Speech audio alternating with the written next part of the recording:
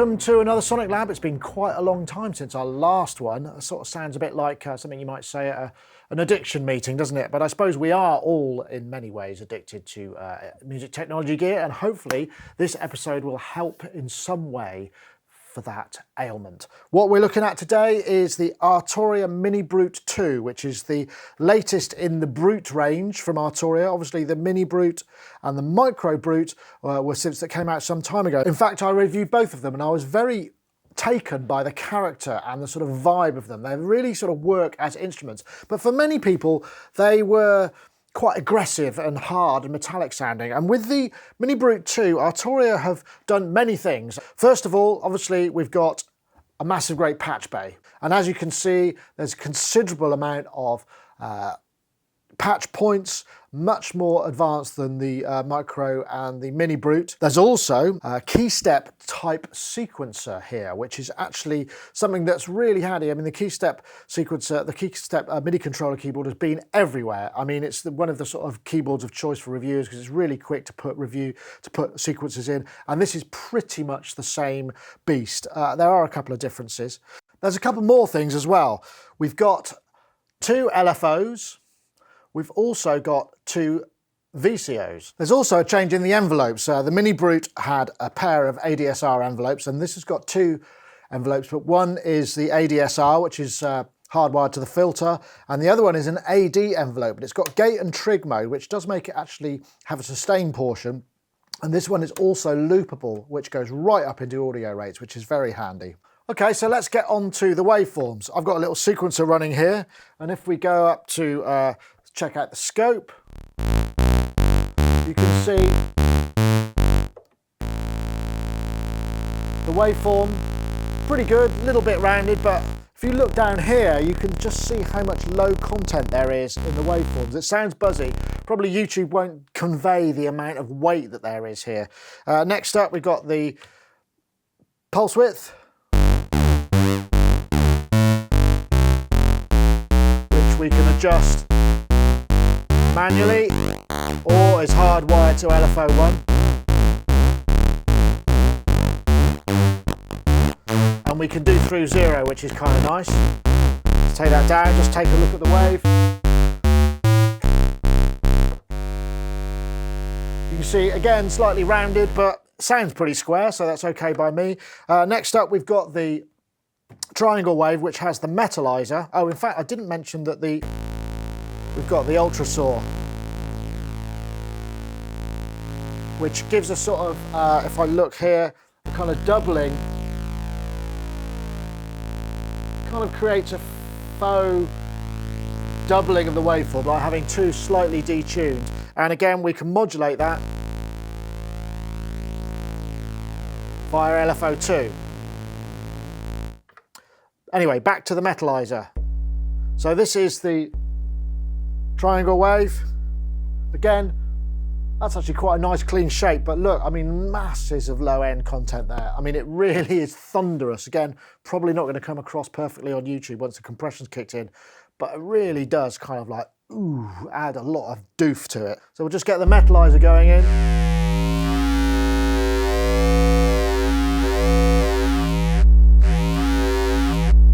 It's kind of like a wave folder. It's slightly mellower, I think, than the earlier Brutes and gives a little bit less aggression, which we can always add with the extra drive via the Brute Factor, which is common to all of the synths.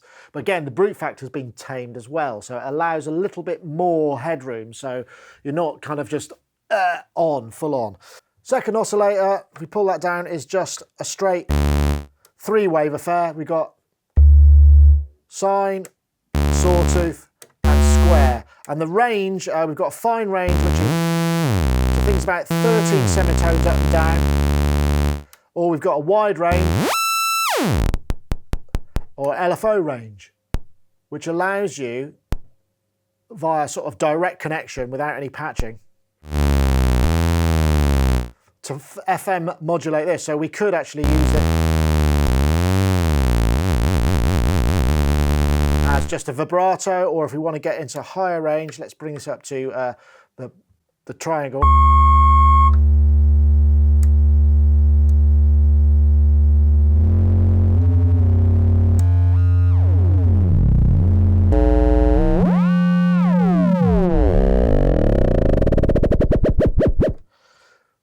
FM without having to use the patch bay in any way. So just those sort of basic 2 oscillators give you quite a lot of flexibility there. So let's get into the filter. Yeah, it's a Steiner Parker filter topography like the other Brutes, but this has been tweaked a little bit. The voicing of the resonance has changed ever so slightly. It's not quite as full on as it was perhaps in the other one. So this is the high pass, the low pass filter. There's also a band pass, high pass, and notch. Let's get to about 50% resonance. What's nice about this are these very musical harmonics.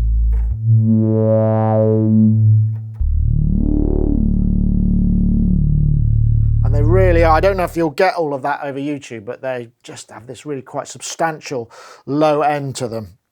So just coming back. You can change the way it operates a little bit just by sort of bringing down the level into the filter.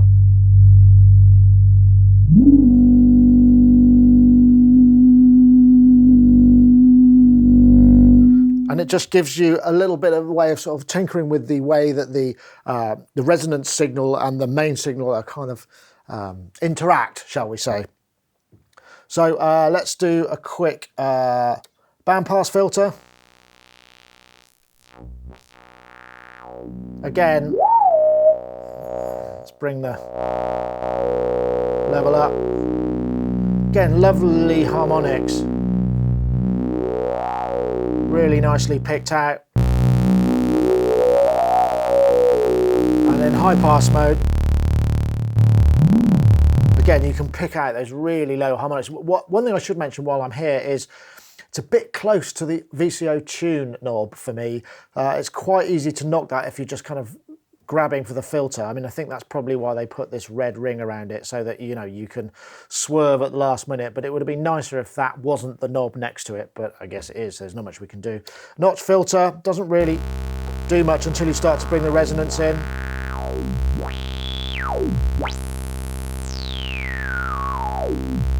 And of course, we've got the brute factor.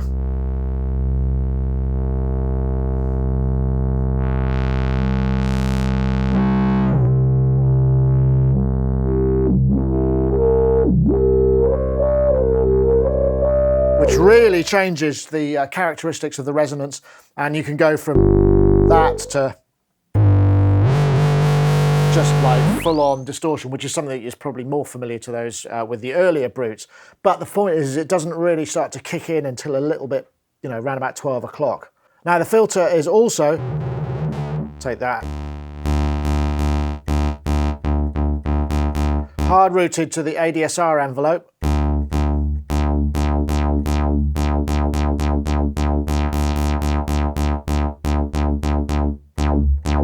There's also the resonance. You can actually modulate the resonance from LFO1.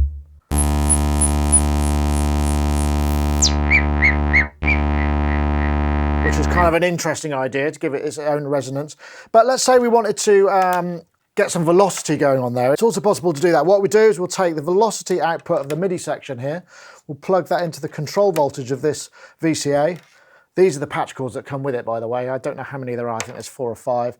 Then we go from the ADSR envelope out into the VCA, and then out of the VCA into the filter, the frequency modulation of the filter. So now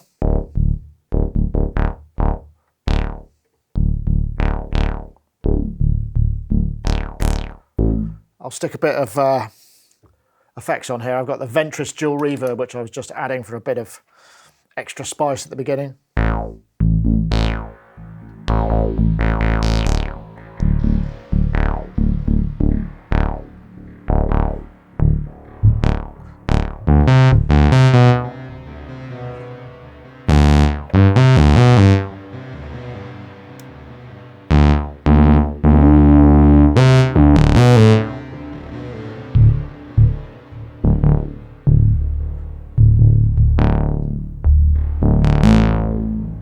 So you can get those sort of nice, I was going to be over the top. You can get some velocity sensitivity in there. It's also possible with the use of the envelope to get some drum, some quite effective kind of drum sound. So let's patch some of those up as well. So in this patch, I've just got the sequencer running. I'm just going to hit.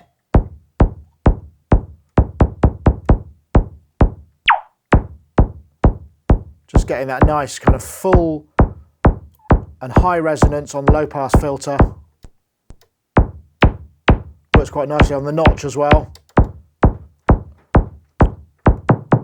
But then what I'll do is I'll take the keyboard out here and I'm going to go into the FM modulation and see what that does. So now we got, and I'll bring in the looping envelope.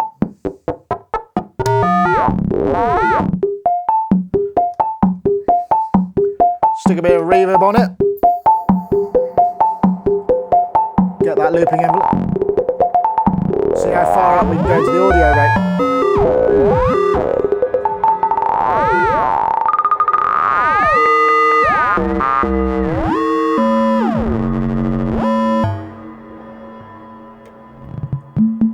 And if we want to get really crazy, let's take the wheel out and go into the amount of decay. So now I'm using the decay setting.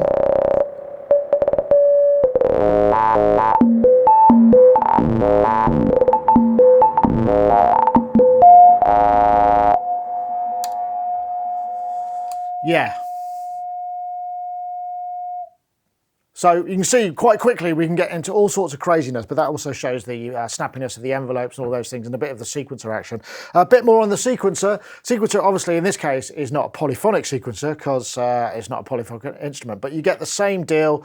So you've got the ability to be in sequence and ARP mode, all the different modes, the rate and swing. I don't know if you can see across here. We've got all these shift functions that allow us to change the gate time, change the swing time. And also here we can affect the legato behavior, whether it's retrigger or legato, and also whether note on retriggers the cycle of LFO1 and LFO2. Another neat feature is obviously we've got these two LFOs which are pretty much the same. We've got sine, triangle, so ramp down, square, sample and hold, and kind of sample and hold with glide. Same deal on this one, and you can sync both of these to the sequencers, which allows you to get some really nice tempo sync delays effects when you're working alongside the sequencer or the arpeggiator. So let's take a look at the sequencer. It's essentially the same as the keystep sequencer. It's not polyphonic. You get up to 8 storage slots for 64-step patterns in various different time divisions. You can have the swing and all of those sort of things. But there are a couple of differences. Let's just get a sequence going. You do this by going into record mode, and then it's a step sequence and affair.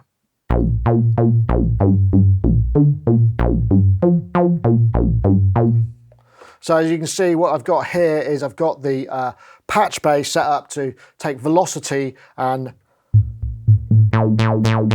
turn that into envelope depth. So let's just play that back. Let's stick a bit of reverb on it.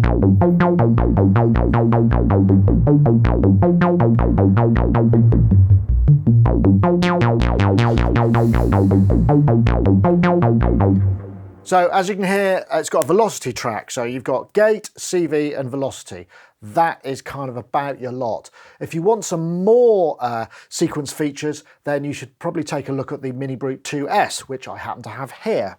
This is exactly the same synth engine as the Mini Brute 2, but the sequencer is much more fully featured and maybe something that you might want to consider if you're going to get into that sort of stuff. So let's take a look. Should also point out that this is exactly the same price as the Mini Brute 2, which is £575 UK pounds. Obviously, the first main difference is there's no keyboard. You've got a kind of Beatstep Pro / Drum Brute type sequencer with soft keys along here, scales, and all the value stuff. One of the other things you've got is you've got 4 tracks. So you've got pitch, gate, mod 1 and mod 2. Now, the thing about the mod sequencers is they've got a lot more functionality to them. So if I press the mod and I affect the dial, it can be velocity track as default. It could be 1 volt or 2 volt or 5 volt or 8 volt voltage output. It's also got envelope mode, so it can be an extra envelope, and add to that an LFO with various different waves. And that's on both of these tracks, so you get a lot more flexibility there. And if you're in pitch mode, you can set this to be pitch as well. So that actually means that this can also then become an additional sequenced, sort of quantized pitch track. So it gives you a lot more flexibility in many ways. Now, so it's really up to you as to which way you want to go, because they're exactly the same price. Obviously, if you need more sequencing and maybe you've got some other modular gear you want to interact with, this could actually be the heart of it. In fact, I should also mention this has got pattern chaining mode. You can chain up to 16 patterns to it. This is an on-the-fly thing rather than a stored per song type thing, but you can actually create pattern chains and more complex sequences as well. So really, it's kind of up to you as to which one it is that really suits the bill for your particular needs. Okay, so let's get into a bit of sequencer mode. What I'm going to do is I'm going to hit record, I'll press one note, and then I'm going to hit the metronome. Hit go.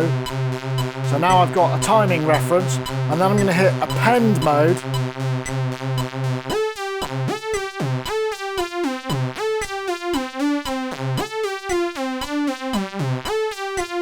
Take the metronome off. Let's get a bit of Ventris dual reverb in here, which is something that we've got in for review. I'll just...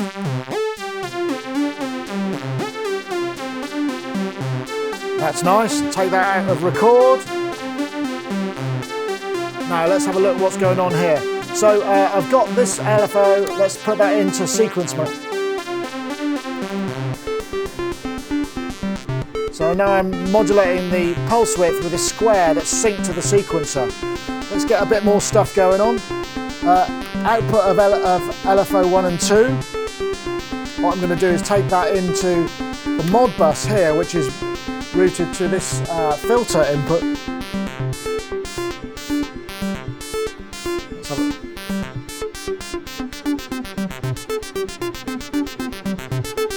Let's try oscillator 2. Bit of glide.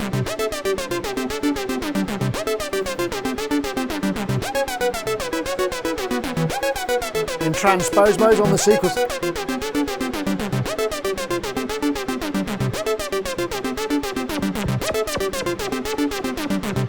A bit of brute factor in. Let's try a bit of FM.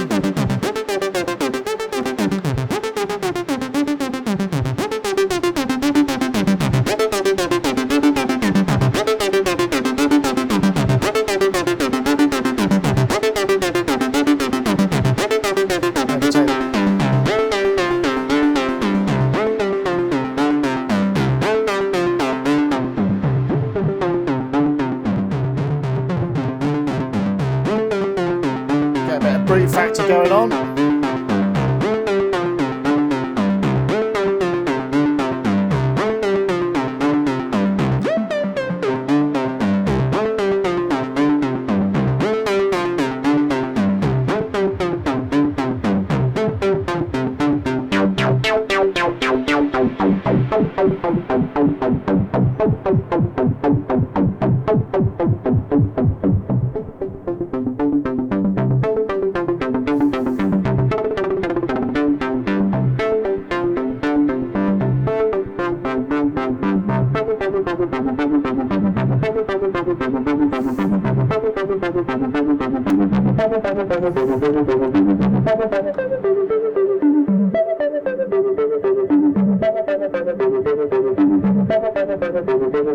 Let's try a bit of looping.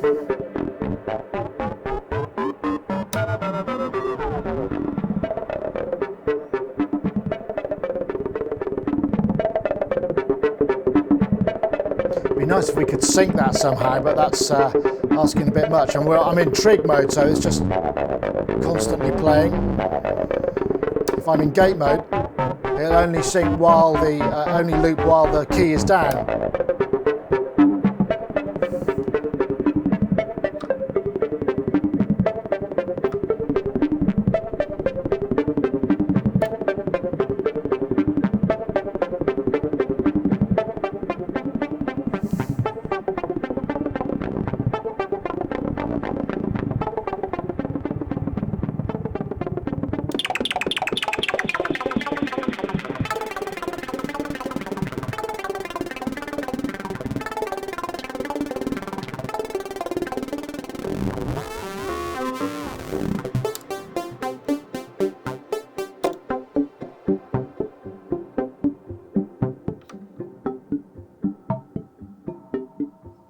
That's nice.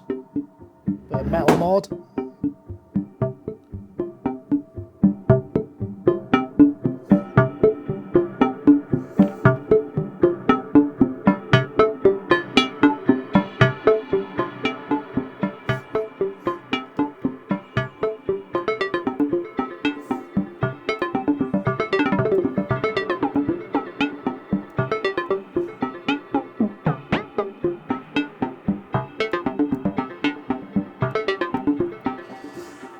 Yeah, can kind of get lost in that for ages. So hopefully that gives you an idea. I have to say that I think that the Mini Brute 2, they've scored a bit of a hit again, because what they've actually done is they've created another instrument that has a lot of different flavours to it. It can do that aggressive brute sound, but it can do a lot more mellower stuff.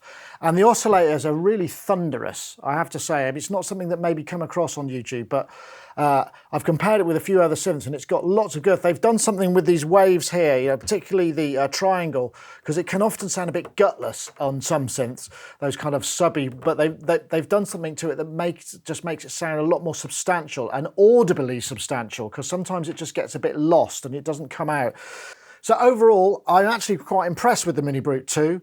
I think what they've done is create a different voicing that's different enough to the other Brutes that's just pulled back a bit from that really aggressive sound. They've really kind of tried to make a much wider palette of sounds, and it's created an instrument that has that vibe that you can have that sort of creative synthesis meandering, and particularly with the patch bay and whatnot, really does make a big difference. I should also point out, I forgot to mention, you've got Aftertouch on this keyboard, which you can route as a mod destination here, either from the wheel or Aftertouch to the LFO1 amount or the mod CV amount. So that gives you a little bit of extra business going on there. I think it's a great job. I think, you know, 575 UK pounds for either the 2S or the 2 gets you into the club. And yeah, they've obviously put a lot of extra thought into it, and those tweaks to the filter, the tweaks to the VCA levels and the gain staging and the brute factor opens up a lot more possibilities. And like I say, there's lots of weight to it. It can really thunder, and it can do lots of other things depending on how you've got the filter setting. So before we go, we should also mention, as you can see, we've got the Arturia rack brute system here, and this is a Eurorack modular racking system. We've got the 3U here, which is one row of 88 HP, comes with the power supply, and, you know, everything you need to get started, but it also comes with the Arturia Link system, which is this sort of framework here.